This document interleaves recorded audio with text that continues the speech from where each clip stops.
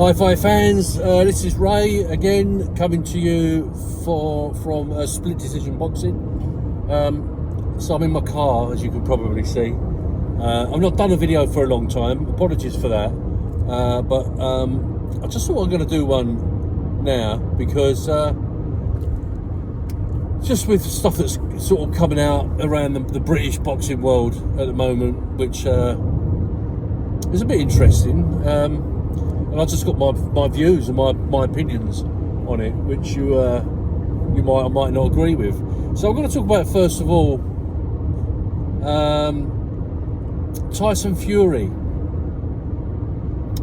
don't know about you, but I'm beginning to reach the point with Tyson Fury.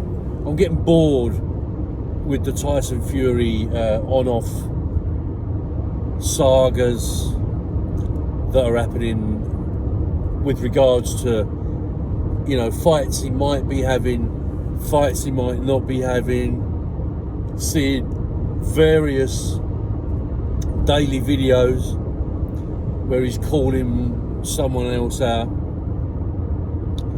the normal vitriol, you know, calling them a dotter and blah-de-blah-de-blah-de-blah-de-blah, and saying that, you know, contracts have been sent and offers have been sent, and you know, you've just got to agree, you're the one that backed out. And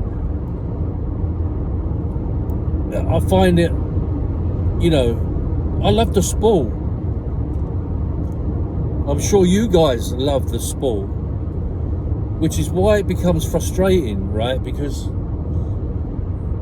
I understand there has to be negotiations and contracts signed and offers made and decisions agreed about the splitting the purse and all that kind of stuff, right? And location and everything else. I get that, totally get that. But do you know what? I almost wish they'd just shut up until a fight is agreed, until it's done and dusted, and then put it out there. You know, because we get drip-fed this information that there might be this fight happening and the contracts have been sent, you know, and then you get the other camp saying we've not received any contract. And you think, well, who's lying here? You know, who's telling the lies?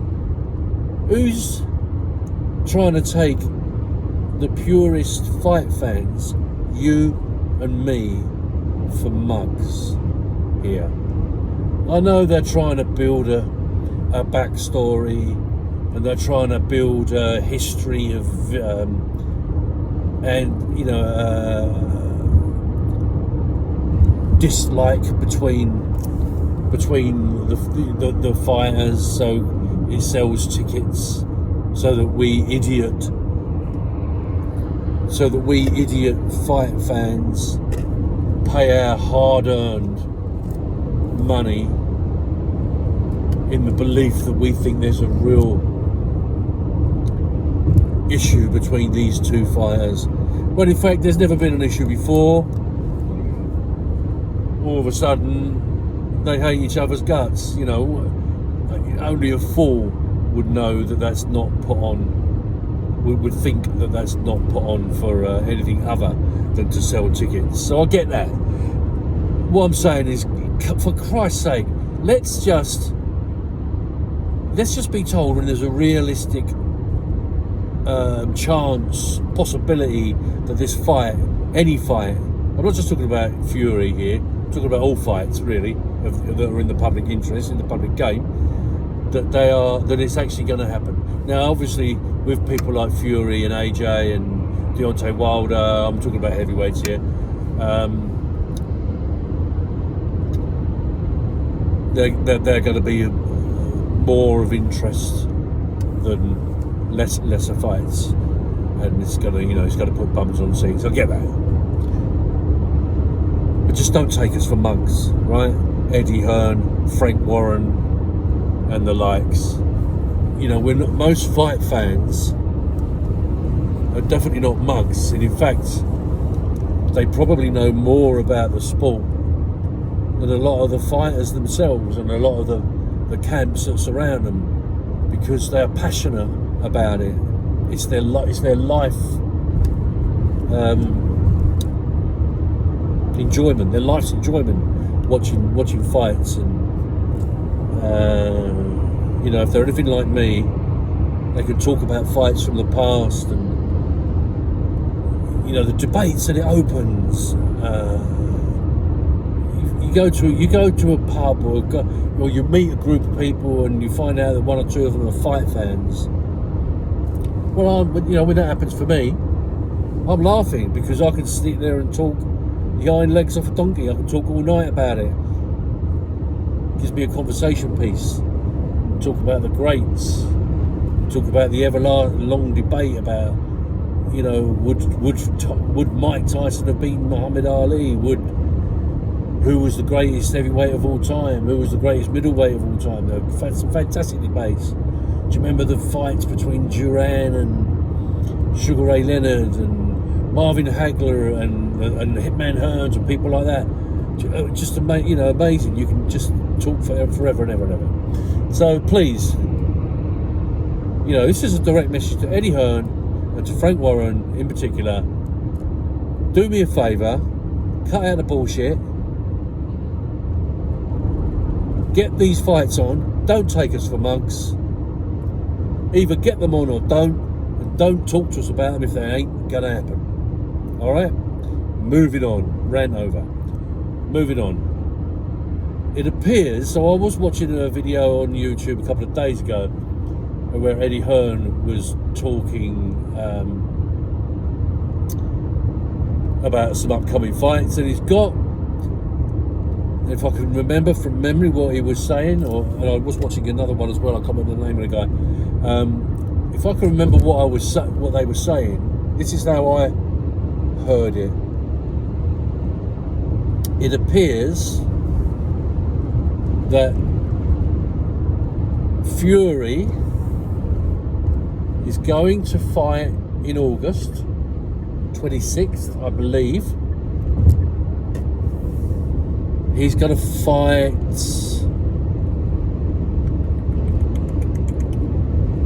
can't remember, someone with a view, they'll come to me in a minute, with a view of fighting Usyk in December.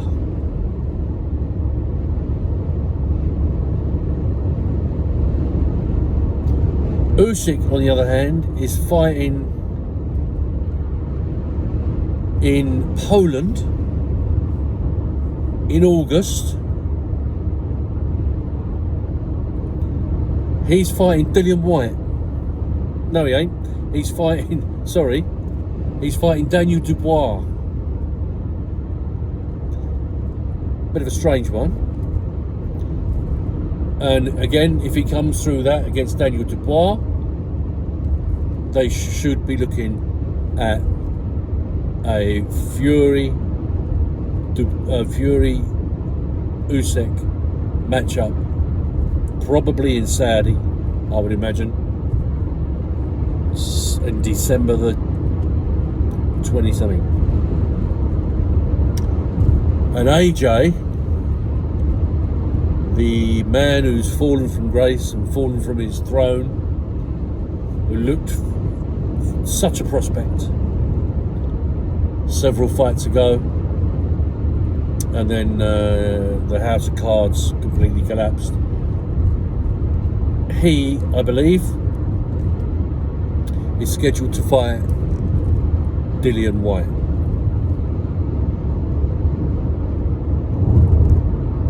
Which Eddie Hearn was saying is a fantastic fight. You know, it's a huge fight. It's a great domestic. Is it? Is it really? I don't think. I mean, I'd probably watch it because I love boxing. But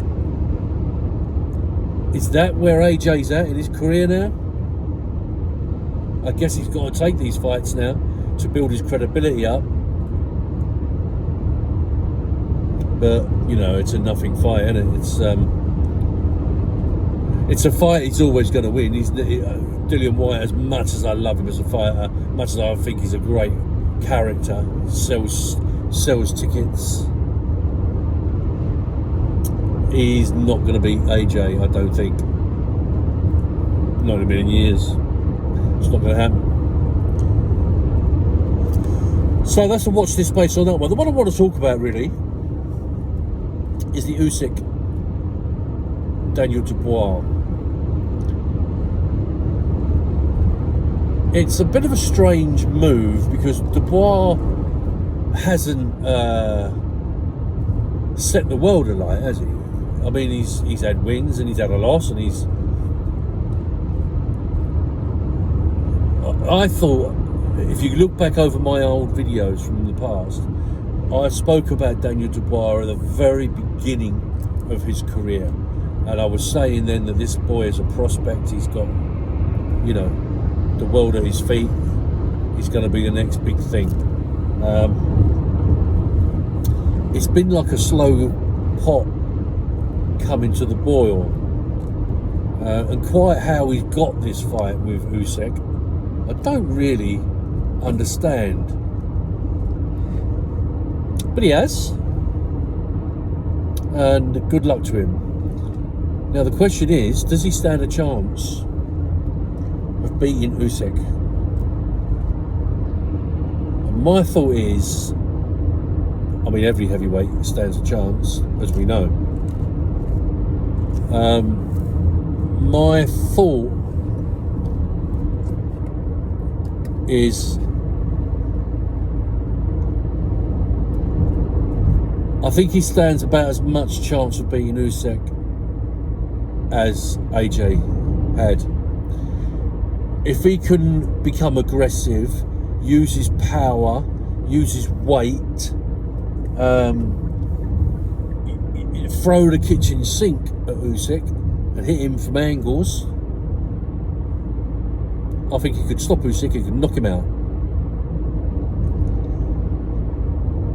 If, however, he tries to outbox him, which Dubois tends to do, you know, he tends to be more of a boxer than a fighter, I can only see another Usyk win, because I think Usyk is too slippery, too clever, too hard to hit in those circumstances.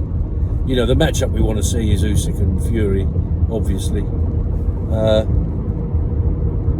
And of course, if the unthinkable happens and Dubois beats Usyk and suddenly becomes world champion,